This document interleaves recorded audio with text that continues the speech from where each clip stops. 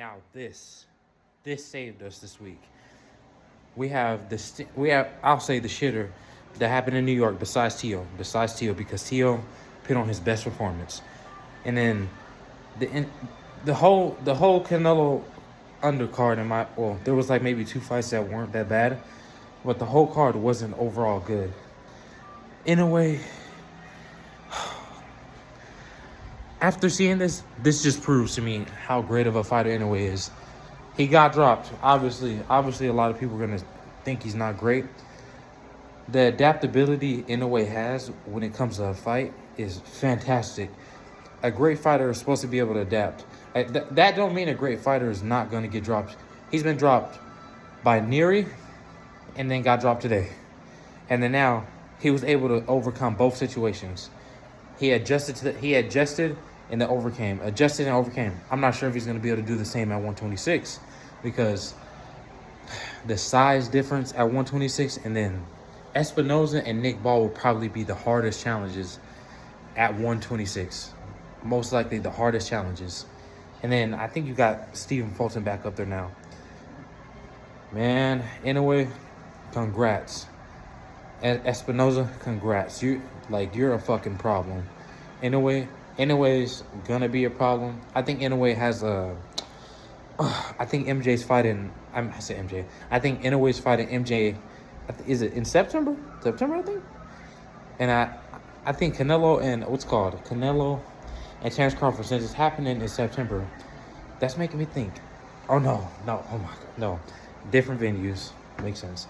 But now MJ versus Inoue is supposed to be happening around September, I think, and then in Saudi Arabia. So hopefully that card's stacked.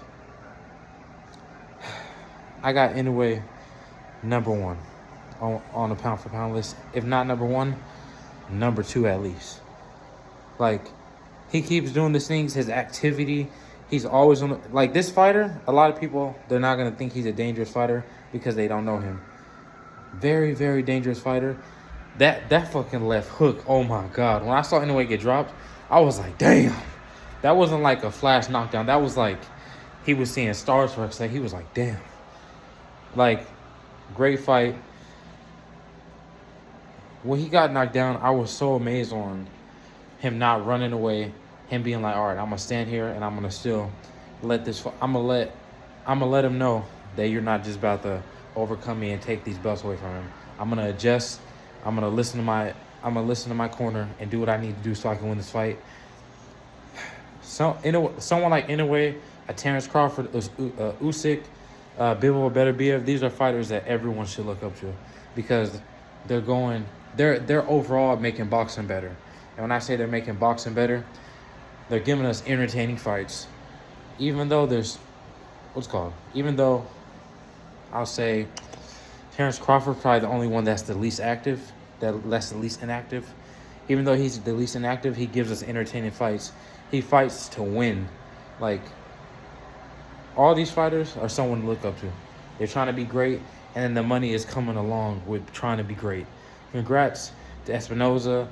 Congrats to Inoue's opponent. Congrats to Inoue. Congrats to Vasquez. I know you lost, but I'm going to watch another fight with you because you fought your ass off and you tried to win even though Espinoza stopped you. Now, hopefully we can get Inoue. I think after Inoue fights MJ, if he can win, because MJ is pretty good. And if Inoue can win, hopefully he moves up to 126. And, man, this year for boxing is looking fantastic. Let me know what you guys think about this performance. I think it was a good performance beside him being dropped. Maybe I'll give it an 8 out of 10, but I'm giving it an 8 out of 10 because the way he adapted, and then his grit, and then the toughness, the getting up and proving how great of a fighter you are. And I'm out.